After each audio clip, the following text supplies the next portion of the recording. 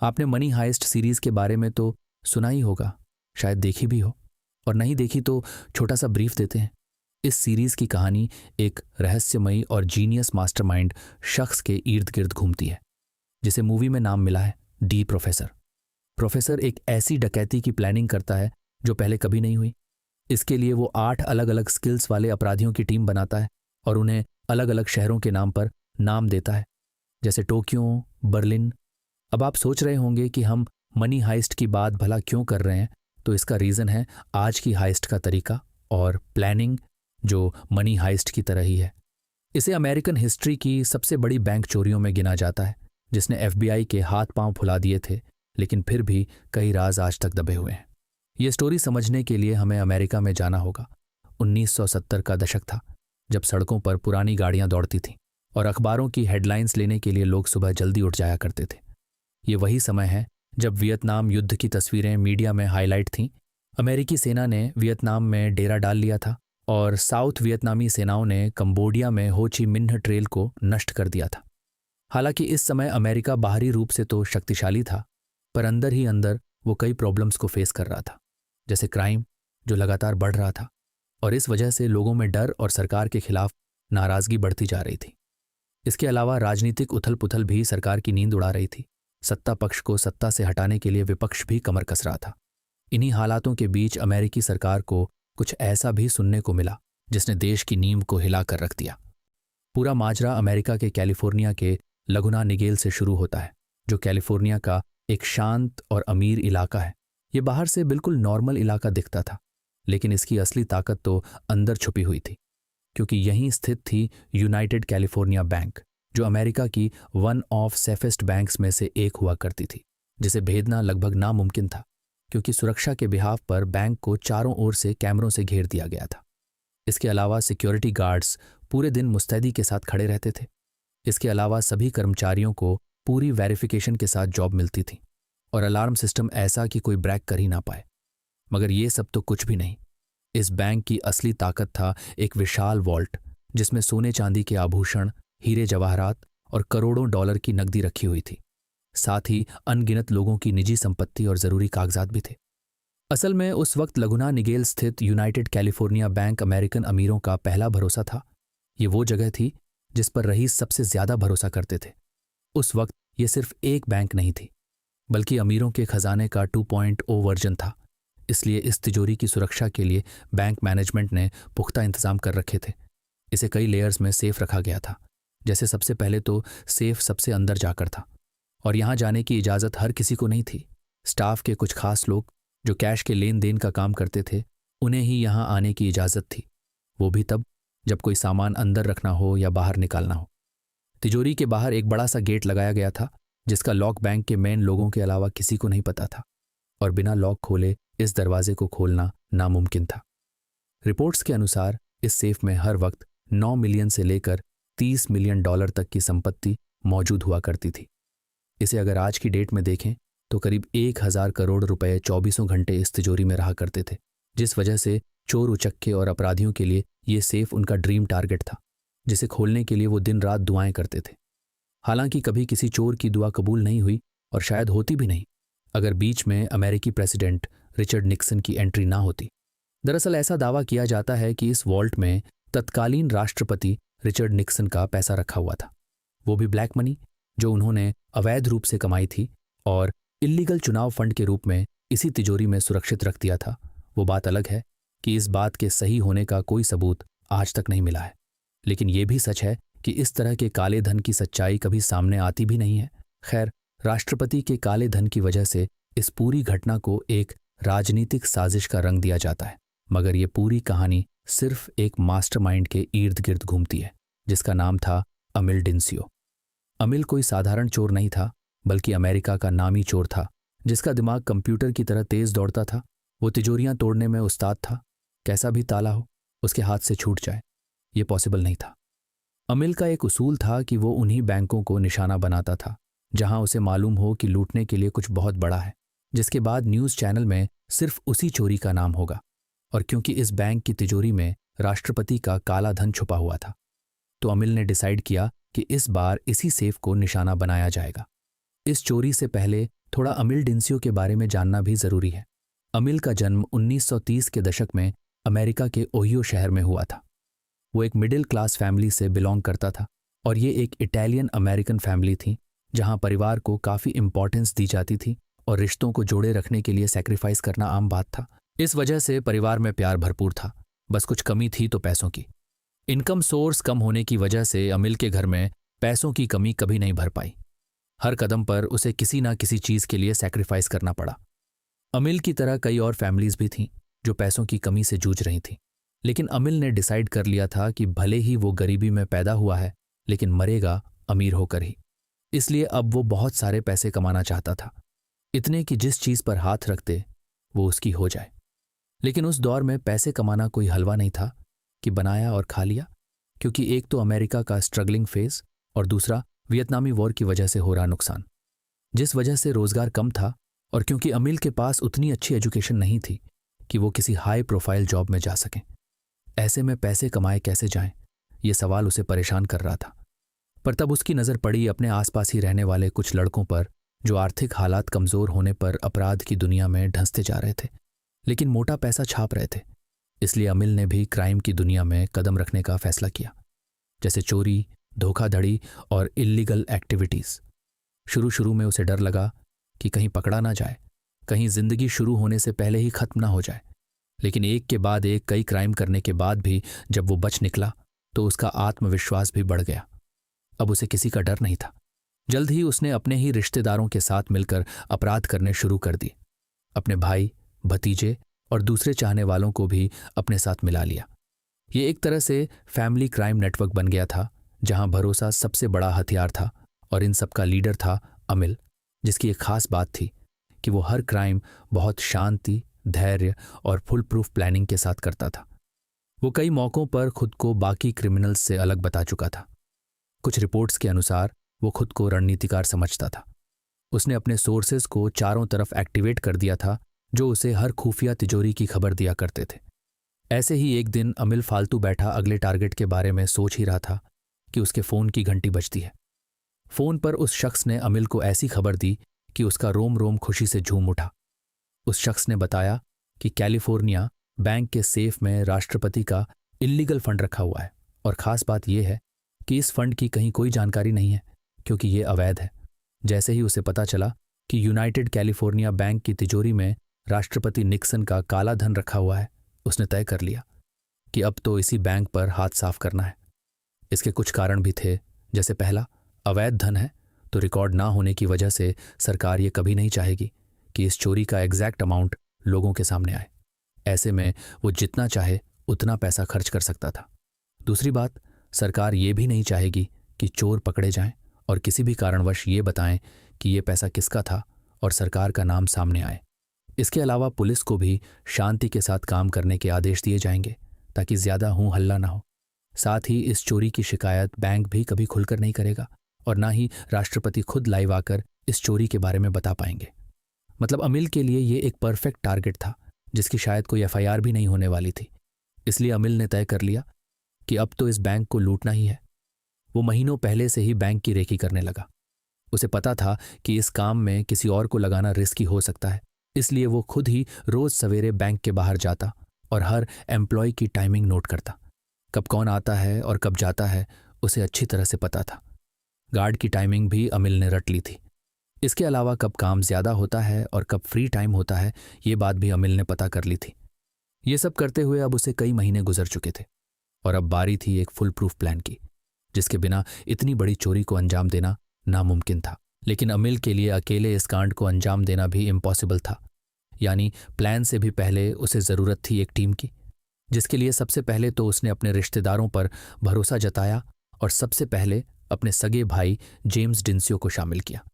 James को शामिल करने के पीछे रिश्तेदारी से भी कुछ ज़्यादा था और वो था जेम्स का टैलेंट। दरअसल जेम्स विस्फोटकों को फोड़ने में एक्सपर्ट था। उसने विस्फोटकों में जैसे पीएचडी कर ली थी। कब किस विस्फोटक को कितनी आवाज़ के साथ ब्लास्ट करना है और कितनी मात्रा में करना है, जेम्स को ये अच्छी तरह से पता था। कई चोरियों में उसने नाम मात्र की आवाज़ के साथ विस्फोट कर चोरियों को अंजाम दिया था और ये चोरी तो सबसे बड़ी होने वाली थी। ऐसे में यहाँ विस्फोटकों की ज़रूरत पड़ना लाजमी था इसलिए अमिल ने जेम्स को अपनी टीम का हिस्सा बना लिया। इसके बाद बारी आती है उसके भतीजे हैरी बार्बर और रोनाल्ड बार्बर की। ये दोनों गैंग में फिजिकल काम और वॉल्ट ऑपरेशन के लिए शामिल किए गए थे, यानी कैश और ज्वेलरी को समेटने के लिए बॉक्सेस को तोड़ने का काम इन्हें मिला था। और ये काम बिल्कुल भी आसान नहीं होने वाला था, क्योंकि सैकड़ों बॉक्स को कम समय में खोलना एक बहुत ही मेहनत का काम था। इसके अलावा रिस्की भी, क्योंकि बॉक्सेस ना टूटे तो पूरी की पूरी प्लानिंग धरी की धरी रह सकती थी। अगले सदस्य की बात करें तो वो था फील क्रिस्टोफर। फील की सबसे बड़ी काबिलियत थी इलेक्ट्रॉनिक्स की समझ और अलार्म सिस्टम को डिसेबल करना। लेकिन कैलिफोर्निया बैंक में लगा अलार्म सिस्टम कोई मामूली सिस्टम नहीं था। हल्की सी आहट और पूरे बैंक में अलार्म की आवाज़ गूंजने लगती थी।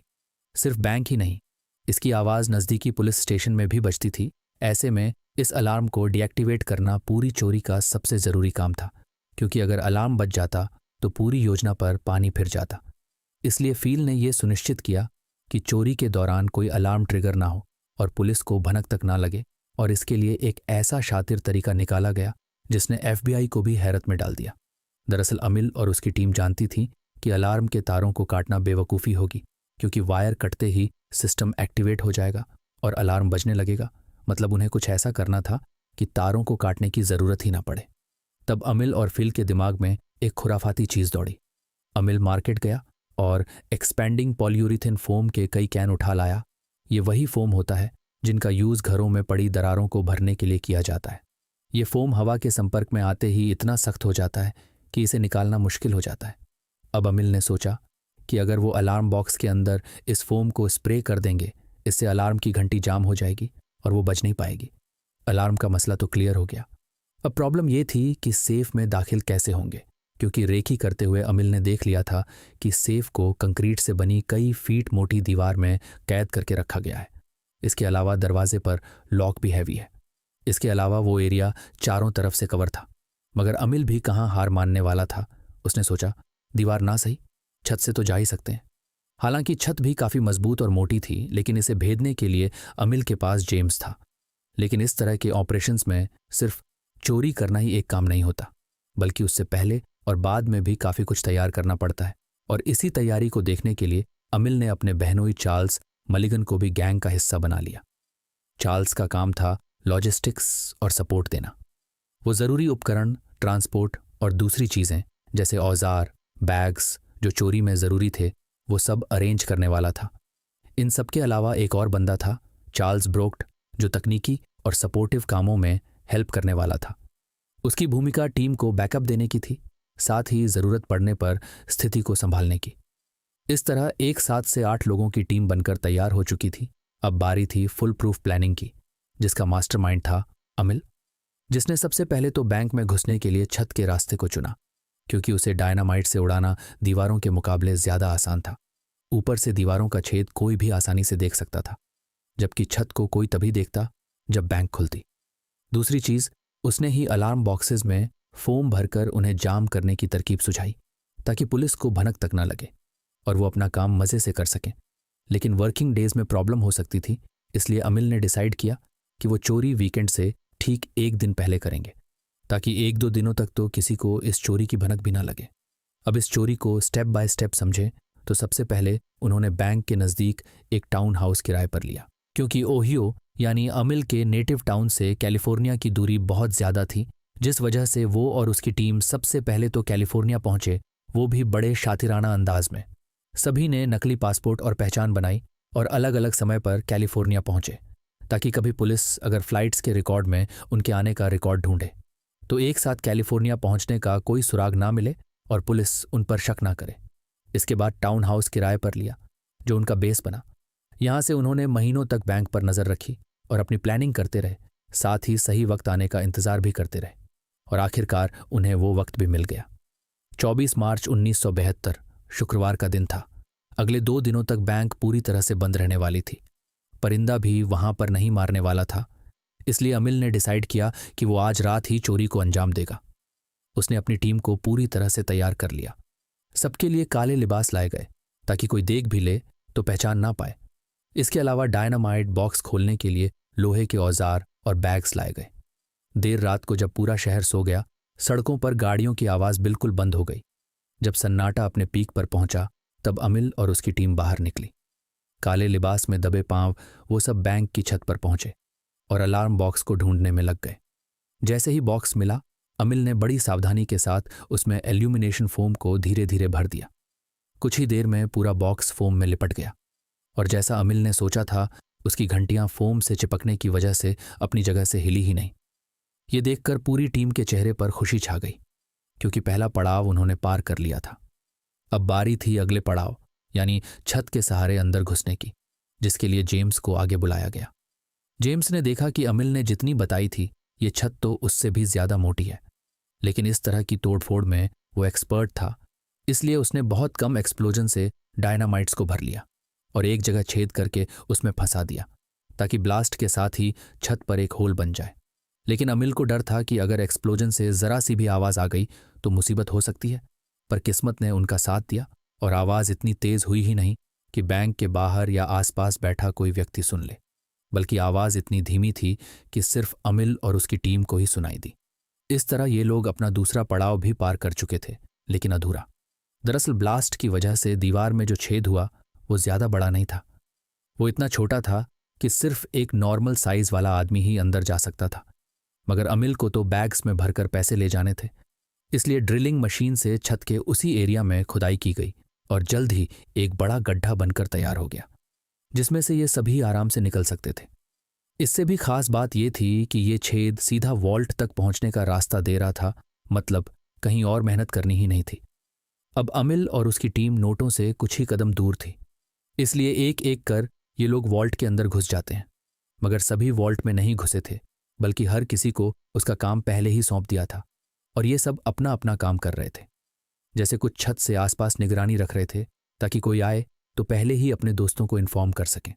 वहीं एक सदस्य अलार्म और सिक्योरिटी सिस्टम पर नजर रख रहा था कि कहीं वो एक्टिवेट तो नहीं हो रहे हैं, कोई फोम डीली तो नहीं पड़ रही है, जबकि बाकी सदस्य रस्सियों के सहारे वॉल्ट में छलांग लगा देते हैं, जहां उनके सामने सैकड़ों सेफ डिपॉजिट बॉक्स थे। मगर प्रॉब्लम ये थी कि अमिल को पता ही नहीं था कि इनमें से राष्ट्रपति का सेफ कौन सा है, इसलिए उन्होंने एक एक कर सभी बॉक्सेस को तोड़ने का डिसाइड किया और जैसे जैसे अंदर से खजाना निकला, लुटेरों की आंखें चौंधिया गईं। हर बॉक्स में अमीरों की जागीर रखी हुई थी, किसी में सोने के बिस्किट थे तो किसी में डायमंड के जवाहरात, जबकि कुछ में तो बेशकीमती सोने चांदी के आभूषण रखे हुए थे। साथ ही यहाँ बेहद महंगी इंपोर्टेड घड़ियां थीं और एक एक घड़ी की कीमत करोड़ों में थी। वहीं कुछ बॉक्स तो $100 के नोटों की गड्डियों से खचाखच भरे हुए थे। उन्होंने तय किया कि वो पूरा वीकेंड यहाँ काम करेंगे। पूरी रात वो बॉक्सेस को तोड़ते रहे और अगली सुबह होते ही समेटना शुरू कर दिया। उन्होंने दर्जनों बैग्स खचाखच भर लिए। पूरी रात और एक पूरा दिन उन्होंने इस हद तक चोरी की कि आप सोच भी नहीं सकते। ज्यादातर बॉक्स खाली हो चुके थे, लेकिन इससे पहले कि सभी बॉक्स खाली होते, उन्होंने ये काम बीच में ही रोक दिया। दरअसल अमिल एंड टीम के पास जितने बैग्स थे वो सभी भर चुके थे। अब उनके पास इतनी भी जगह नहीं थी कि वो एक गड्डी भी उसमें रख सकें, इसलिए वो तय करते हैं कि जितना सामान समेट लिया है वहीं काफ़ी है।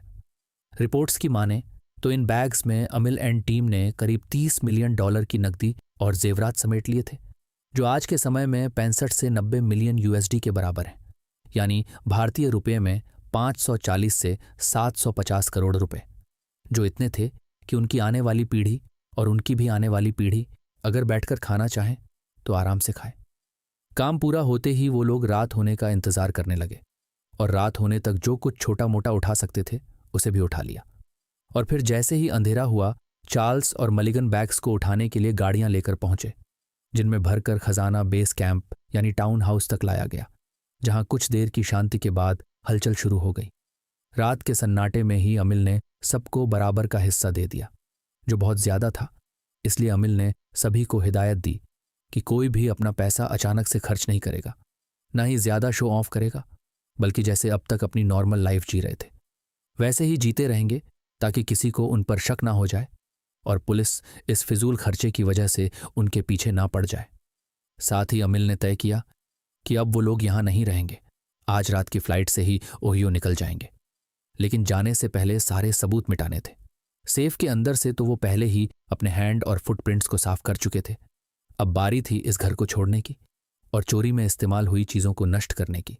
इसलिए चार्ल्स और बाकी साथियों ने रस्सी, कपड़े, औजार और हर वो सबूत खत्म कर दिया जो उन्हें इस चोरी से जोड़ रहा था और सीधा निकल गए ओहियो। इधर सोमवार यानी 27 मार्च को बैंक एम्प्लॉयज अपने अपने काम पर लौट आते हैं। बैंक खुलती है और धीरे धीरे सभी अपनी चेयर्स पर बैठकर काम में लग जाते हैं। वीकेंड की छुट्टियों के बाद एम्प्लॉयज एक दूसरे से बातें करते हैं। सब नॉर्मल रूटीन को फॉलो कर रहे थे, बिना ये जाने कि अंदर सेफ में क्या हुआ है। उन्हें खबर ही नहीं थी कि उनकी बैंक में चोरी हुई है और थोड़ी देर में वो काम ना करके पुलिस के सवालों के जवाब दे रहे होंगे। थोड़ा समय गुजरता है और बैंक का मैनेजर भी हर बार की तरह खिलखिलाता मुस्कुराता हुआ बैंक पहुंचता है। उसने बैंक का मेन गेट देखा, अलार्म सिस्टम चेक किया और डेली रूटीन के हिसाब से बैंक के उस हिस्से की तरफ बढ़ा जहां दुनिया की सबसे कीमती तिजोरियां रखी हुई थीं। मैनेजर ने मेन वॉल्ट का भारी भरकम दरवाजा खोलकर जैसे ही अंदर का नजारा देखा, उसके तो होश ही उड़ गए। चारों तरफ सामान बिखरा हुआ था और छत पर एक बड़ा सा छेद बना हुआ था। चारों तरफ मिट्टी, नोट, खाली बॉक्सेस और फैला हुआ सामान पड़ा था। एक पल को तो मैनेजर को अपनी आंखों पर यकीन ही नहीं हुआ। वो हड़बड़ाते हुए अपने सेफ की तरफ पहुंचा, जो बिल्कुल सेफ था, लेकिन सैकड़ों प्राइवेट सेफ डिपॉजिट बॉक्स टूटे पड़े थे। मैनेजर ने तुरंत हल्ला मचाया और बैंक कर्मचारियों को चोरी की खबर मिल गई। फौरन पुलिस को फोन किया जाता है और मामले की गंभीरता को देखते हुए FBI भी मौके पर पहुंच जाती है। FBI को अपनी आंखों पर यकीन नहीं हो रहा था। उन्होंने इसे सदी की सबसे बड़ी चोरी का नाम दिया। वो जानते थे कि इस केस को सॉल्व करने में उनके हाथ पैर फूलने वाले हैं। फिर भी FBI ने धैर्य से काम लिया और जब अलार्म बॉक्स को देखा तो उनके होश उड़ गए। इस तरह से बॉक्स में फोम भरकर अलार्म बंद करने का तरीका एजेंट्स पहली बार देख रहे थे। यहां मौजूद एक ऑफिसर ने कहा, यह किसी नौसिखिया का काम नहीं है, यह जरूर महीनों की प्लानिंग के बाद हुआ है। इसलिए चोरों को पकड़ना इतना भी आसान नहीं होने वाला था, मगर FBI भी हार मानने वालों में से नहीं थी। FBI ने अपने साथ फॉरेंसिक टीम को भी काम पर लगा दिया और हर कोने में मौजूद निशानों को कलेक्ट करने का आदेश दिया ताकि फिंगर और फुटप्रिंट्स निकालकर चोरों को आसानी से पकड़ा जा सके। लेकिन अमिल भी कोई कच्चा खिलाड़ी नहीं था। उसे पता था कि सबसे पहले उनके हाथ और पैरों के निशान ही लिए जाएंगे। यही कारण था कि उसने पहले ही सभी को ग्लव्स, सॉक्स और शूज के ऊपर भी कवरिंग लेयर चढ़ाकर आने को कहा था, ताकि कोई भी निशान FBI के लिए पीछे ना रह जाए। और हुआ भी कुछ ऐसा ही।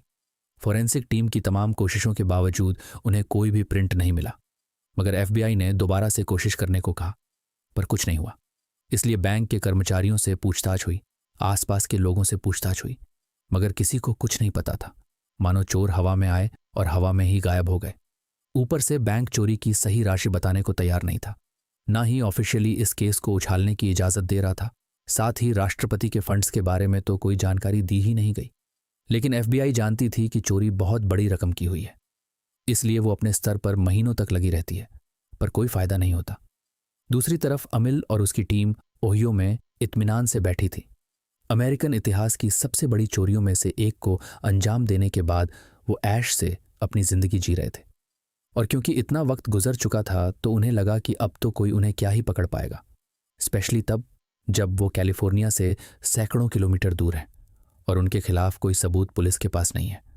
इसी सोच के साथ उसकी टीम आराम से रहने लगती है। उनके अनुसार ये एक परफेक्ट क्राइम था, पर कहते हैं ना कि परफेक्शन जैसा कुछ नहीं होता, हर जगह कोई ना कोई कमी रह ही जाती है। अमिल के केस में भी एक बहुत बड़ी चूक उससे हुई थी। दरअसल पैसों का बंटवारा करने के बाद अमिल डिसाइड कर चुका था कि उन्हें यहां से जल्द बाहर निकलना है। उसने कुछ लोगों को तो सेम नाइट रफू चक्कर हो जाने के लिए कहा, जबकि कुछ को अर्ली मॉर्निंग। मगर जाने से पहले सब कुछ समेटने के चक्कर में अमिल से एक गलती हो गई। वो किराए पर जिस घर में रह रहा था उसे सफाई करके एकदम टिपटॉप बना दिया। जितना सामान वो साथ में लाए थे उसे भी समेट लिया गया और दीवार, जमीन, जहां जहां से उनके हाथों पैरों के निशान या सर का कोई बाल मिल सकता था, हर उस जगह को अच्छी तरह से साफ कर दिया। इसके बाद सबने अपने अपने बैग उठाए और घर को ताला मारकर निकल गए। मगर जाते जाते वो लोग एक डिशवॉशर में कुछ गंदे और झूठे बर्तन छोड़ गए और यही झूठे बर्तन उन्हें पकड़वाने में रामबाण साबित हुए। मगर कैसे? चलिए समझाता हूं। दरअसल जब महीनों गुजर जाने के बाद भी FBI को कोई सबूत नहीं मिला तो उन्हें एक फुल प्रूफ प्लानिंग की बू आने लगी, जहां कोई ना कोई गलती जरूर होती है। इसलिए FBI ने चोरों के हिसाब से सोचना शुरू कर दिया और उन्हें एहसास हुआ कि चोर यहां के तो थे नहीं, अगर होते तो हड़बड़ी में कोई ना कोई कदम जरूर उठाते। मतलब वो किसी दूसरे शहर के थे। ऐसे में वो किसी ना किसी ट्रांसपोर्ट से तो कैलिफोर्निया पहुंचे ही होंगे, और जाहिर है उन्होंने पहले से प्लानिंग कर रखी थी, तो वो अपने असली नाम, असली आईडी और रियल पहचान के साथ तो कैलिफोर्निया आएंगे नहीं। वो आएंगे नकली नाम और पहचान के साथ। इसलिए एफबीआई ने रॉबरी से 1 महीने पहले कैलिफोर्निया में जितनी भी फ्लाइट्स आईं उन सभी का डेटा चेक किया, और किस्मत से उन्हें इसमें कुछ नाम ऐसे मिले जो काफ़ी अटपटे थे। ये सभी लोग एक साथ यहाँ नहीं आए थे, बल्कि अलग अलग समय पर आए थे, लेकिन इस टाइम ड्यूरेशन में ज़्यादा गैप नहीं था। वैसे था तो ये तीर हवा में, लेकिन फिर भी एफबीआई ने कुछ नाम मार्क किए, और किस्मत से ये गैंग के सभी सदस्यों के नाम थे। और टॉप पर था अमिल, क्योंकि अमिल का बैकग्राउंड सभी में ज़्यादा क्राइम्स में इन्वॉल्व था और बाकी नाम भी उससे जुड़े हुए थे। इसलिए टीम ने भांप लिया कि ये सभी ही हैं जिन्होंने बैंक रॉबरी को अंजाम दिया। और इस तरह अब क्रिमिनल्स के नाम एफबीआई के सामने थे, और इस गेम के मास्टरमाइंड यानी अमिल का नाम भी उनके पास था। अब नाम तो मिल चुके थे, तो अब बारी थी उनके ठिकाने की, क्योंकि बैंक रॉबरी से जितना पैसा गायब हुआ है उसे बिना किसी ठिकाने के कैलिफोर्निया से बाहर ले जाना पॉसिबल नहीं था। और प्लानिंग के लिए भी उन्होंने कहीं ना कहीं तो अपना ठिकाना बनाया ही होगा, और जहां तक एफबीआई को अंदाज़ा था ये ठिकाना बैंक के आसपास ही कहीं होना चाहिए था।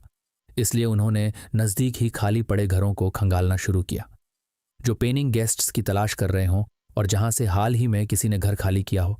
कई दिनों की मेहनत के बाद उन्हें कुछ घर ऐसे मिले जो कुछ समय पहले ही रेंट पर लिए गए थे और हाल ही में खाली भी किए गए हैं, लेकिन इनमें से कोई एफबीआई के काम नहीं आया।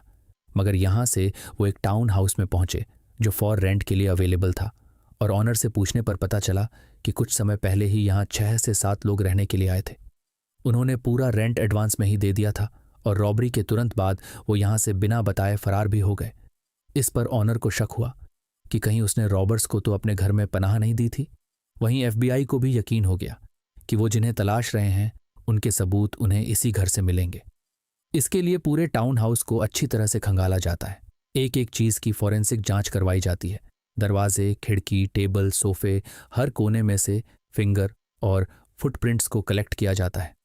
लेकिन अमिल एंड टीम इतनी ज़्यादा शातिर थी कि वो कोई सबूत छोड़कर ही नहीं गए। अमिल को शायद पहले से पता था कि जब पुलिस इस केस में इन्वॉल्व होगी तो तलाश करते हुए इस टाउन हाउस तक भी पहुंच जाएगी। ऐसे में यहाँ छोड़ा गया एक भी निशान उनकी महीनों की मेहनत को मिट्टी में मिला सकता था। इसलिए जाने से पहले उन्होंने पूरे घर को अच्छी तरह से साफ किया। मगर घर तो साफ हो चुका था, लेकिन यहाँ से जाने की हड़बड़ी और जल्दबाजी में वो कुछ गंदे बर्तन डिशवॉशर में ही छोड़ गए। डिशवॉशर को खोलते ही एफबीआई एजेंट का चेहरा खिल उठा, क्योंकि ये गंदे और झूठे बर्तन थे जिनमें शायद रॉबर्ट्स ने आखिरी बार खाना खाया था। इसलिए एक एक बर्तन को सावधानी के साथ कलेक्ट किया गया। फॉरेंसिक टीम ने सभी बर्तनों से डीएनए और फिंगरप्रिंट कलेक्ट करने की कोशिश शुरू कर दी। ये रेत के ढेर में सुई ढूंढने जैसा था, लेकिन फॉरेंसिक डिपार्टमेंट ने हार नहीं मानी और महीनों तक इन बर्तनों की जांच हुई। शुरुआत में 1 से 2 बार उन्हें नाकामयाबी मिली, लेकिन एक वक्त ऐसा आया जब एक बर्तन पर से उन्हें बहुत ही छोटा और धुंधला सा फिंगरप्रिंट मिला। एफबीआई ने इसे अपने नेशनल डेटाबेस में स्कैन किया तो पता चला कि ये उंगली का निशान किसी और का नहीं, अमिल डिंसियो का है। एक बार फिर अमिल का नाम सामने आते ही एफबीआई ने इन्वेस्टिगेशन की रफ्तार बढ़ा दी। उन्होंने 2-4 करने शुरू की और उन्हें अमिल के खिलाफ सबूत मिलते चले गए। इधर ओहियो में बैठे अमिल को भनक तक नहीं थी कि एफबीआई उसके पीछे हाथ धोकर पड़ी है। वो अभी भी मजे से रह रहा था। अमिल जमकर पैसे उड़ा रहा था और उसकी गैंग भी बेफिक्र होकर छोटी मोटी चोरियों को अंजाम दे रही थी। एफबीआई जानती थी कि इस तरह से गिरफ्तार करने पर अमिल और उसके साथी अपनी बात से मुकर सकते हैं, और अगर कोर्ट में उन्होंने ऐसा किया तो बनी बनाई बात बिगड़ी सकती है, क्योंकि सबूत उतने मजबूत नहीं थे कि इन्हें जेल की सलाखों के पीछे पहुंचा सकें। ऐसे में एफबीआई को एक एक कदम फूंक कर रखना था। इसलिए उन्होंने समझदारी से काम लिया और अमिल के फ़ोन को टैप करना शुरू किया। इधर अमिल को लगा कि उसकी प्लानिंग रंग लाई। अब वो और उसके साथी सुरक्षित हैं। उसे एक बार फिर चोरी करने की तलब लगी और इस बार उसने ओहियो में ही एक बड़ी बैंक को लूटने का प्लान बनाया। इस प्लानिंग में भी उसने उन सभी लोगों को इन्वॉल्व किया जो कैलिफोर्निया बैंक रॉबरी में शामिल थे। सभी के साथ फ़ोन पर बातें चल रही थीं और इन्हीं कॉल्स के जरिए एफबीआई को भी खबर मिल गई कि अमिल का अगला आइडिया क्या है। ये टीम के लिए सुनहरे मौके की तरह था जब वो अमिल को रंगे हाथों पकड़ सकती थी। इसलिए उन्होंने जाल बिछाना शुरू कर दिया, जिसमें लोकल पुलिस को भी इन्वॉल्व किया गया और फाइनली वो दिन भी आ गया जब अमिल और उसके साथी इस रॉबरी को अंजाम देने वाले थे। कैलिफोर्निया बैंक रॉबरी की तरह अमिल वीकेंड का दिन चुनता है ताकि लंबे समय तक अच्छी तरह से जितना चाहे उतना सामान चुरा सके और उसे रोकने टोकने वाला कोई ना हो। देर रात का समय था, सब अपने अपने घरों में सो रहे थे, हर घर की लाइट ऑफ थी और चौराहों पर सन्नाटा था। तभी एक गाड़ी ओहियो की एक बैंक के सामने आकर रुकती है, जिसमें से एक एक कर 6 से 7 चोर बाहर निकलते हैं। सभी ने काले लिबास से खुद को ढक रखा था, सिर्फ आंखें नजर आ रही थी। वो एक दूसरे को इशारा करते हैं और अपनी अपनी पोजीशन ले लेते हैं।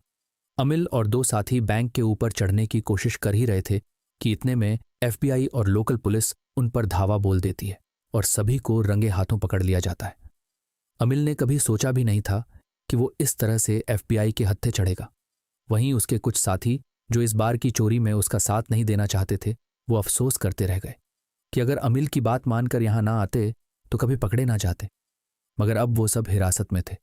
सभी को पकड़कर पुलिस स्टेशन लाया जाता है और फिर शुरू होता है पूछताछ का सिलसिला।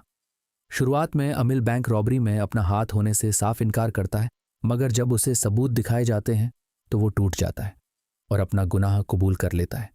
उसके साथियों ने भी तोते की तरह पूरी कहानी उगल दी और इस तरह कैलिफोर्निया बैंक डकैती का सच सबके सामने आ गया। इन सभी पर कैलिफोर्निया की अदालत में मुकदमा चलाया जाता है और डकैती के जुर्म में सभी को लंबी सजा दी जाती है। जैसे गेम के मास्टरमाइंड अमिल डिंसियो को मुख्य साजिशकर्ता माना गया, उसे बैंक डकैती की साजिश रचने और दूसरे संघीय अपराधों के लिए दोषी ठहराया गया। अदालत ने उसे लगभग 20 से 30 साल की सजा सुनाई और यह सजा उस समय के हिसाब से काफी कड़ी मानी जाती थी। लेकिन यह चोरी बहुत बड़ी थी और उसने पूरी योजना को पेशेवर तरीके से अंजाम दिया था, इसलिए उसे इतनी लंबी सजा सुनाई गई। अगली बारी थी उसके भाई जेम्स की, जिन्हें गंभीर आरोपों में दोषी ठहराते हुए लगभग 20 साल की सजा सुनाई गई। दरअसल उन्होंने ही सुरंग खोदने और चोरी को अंजाम देने में महत्वपूर्ण रोल अदा किया था, इसलिए अदालत ने उन्हें लंबी सजा दी। वहीं बाकी लोगों को भी उनके जुर्म के हिसाब से 3 से 8 साल तक की सजा सुनाई गई। मगर एक रहस्य है जो आज भी जस का तस बना हुआ है। दरअसल जब अमिल और उसके साथियों से पूछा गया कि उन्होंने बैंक से कुल कितनी रकम चुराई थी, तो उन्होंने नकदी और आभूषणों को मिलाकर $30 मिलियन रकम बताई। मगर जब बैंक से कंफर्म किया गया तो उन्होंने कोई पुख्ता जानकारी दी ही नहीं, ना ही सरकार ने अपने फंड की बात कबूल की, जिस वजह से बाद में अमिल भी अपनी बात से मुकर गया। हालांकि FBI ने चोरों से पैसों के बारे में पूछा, लेकिन उन्होंने कोई सीधा सीधा जवाब नहीं दिया और आज भी ये एक रहस्य ही बना हुआ है कि बैंक से चुराए गए $30 मिलियन कहाँ गए।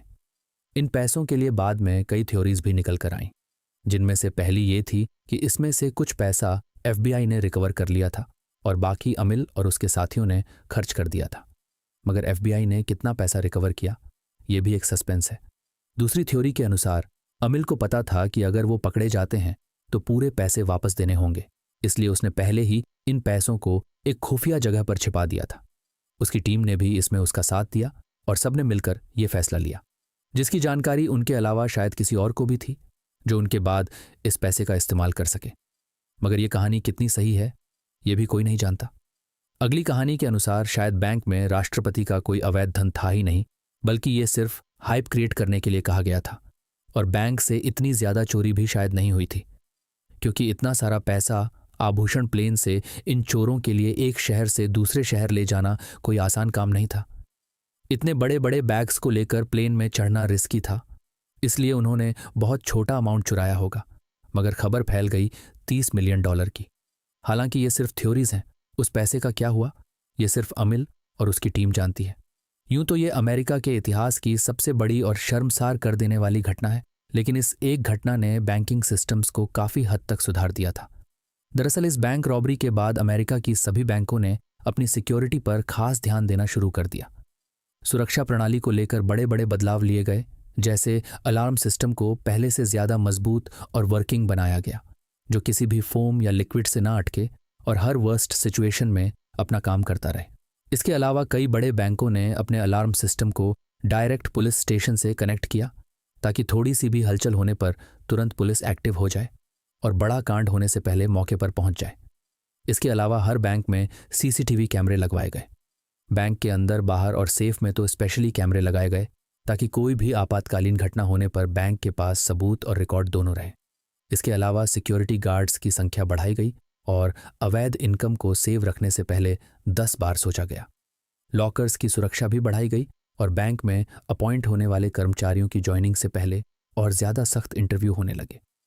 कुल मिलाकर बैंकिंग सिस्टम में हर वो बदलाव किया गया जो चोरी होने से बचने में मददगार साबित हो सकता था। लेकिन प्रशासन जहां एक कदम आगे बढ़ाता है, वहीं चोर डकैत 2 कदम आगे की चाल चलते हैं और ऐसी कहानियां बनती रहती हैं। इस रॉबरी ने कई फिल्म, कहानी और किताबों को भी इंस्पायर किया है। वैसे आपका इस डकैती के बारे में क्या ख्याल है? क्या सच में ये एक परफेक्ट डकैती थी? कमेंट करके अपनी राय ज़रूर बताएं। वीडियो पसंद आई हो तो लाइक, शेयर करके चैनल को सब्सक्राइब और बेल आइकन को प्रेस कर लीजिए। मिलते हैं अगली वीडियो में। तब तक के लिए bye bye and take care.